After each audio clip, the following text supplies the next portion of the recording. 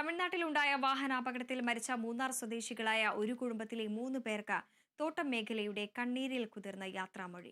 മൂന്നാർ ഗൂഡാറവിള സ്വദേശിയും ഇപ്പോൾ കുറ്റിയാർ വാലിയിൽ താമസിക്കുന്നതുമായ നിക്സൺ എന്ന് വിളിക്കുന്ന രാജ, ഭാര്യ ജാനകി, മകൾ ഹെമി മിത്ര എന്നിവരായിരുന്നു ഇന്നലെയുണ്ടായിരുന്ന വാഹനാപകടത്തിൽ മരണപ്പെട്ടത്. മൂന്നാറിൽ എത്തിച്ച 3 പേരുടെയും മൃതദേഹം പള്ളി സെമിത്തേരിയിൽ സംസ്കരിച്ചു.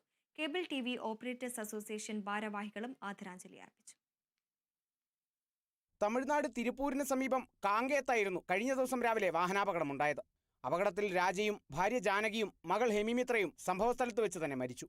മരിച്ച ജാനകി തമിഴ്നാട്ടിലെ ആശുപത്രിയിൽ നഴ്സായി ജോലി ചെയ്തു വരികയായിരുന്നു. കുട്ടികളുടെ പഠനം നടന്നിരുന്നതും ഇവിടെയാണ്. മറയൂരിലെ ഒരു ആഘോഷ പരിപാടിയിൽ പങ്കെടുത്ത ശേഷം പുലർച്ചെ ജാനകിയുടെ തമിഴ്നാട്ടിലെ ജോലിസ്ഥലത്തേക്ക് 4 അംഗ കുടുംബം സഞ്ചരിക്കവെയാണ് നനച്ചിരിക്കാതെ അപകടം 3 ജീവൻ കവർന്നത്. കാർ പാതയോരത്തെ മരത്തിലിടിച്ചായിരുന്നു അപകടം. അപകടത്തിൽ പരിക്കേറ്റ രാജയുടെയും ജാനകിയുടെയും മറ്റൊരു മകൾ ആശുപത്രിയിൽ ചികിത്സയിലാണ്.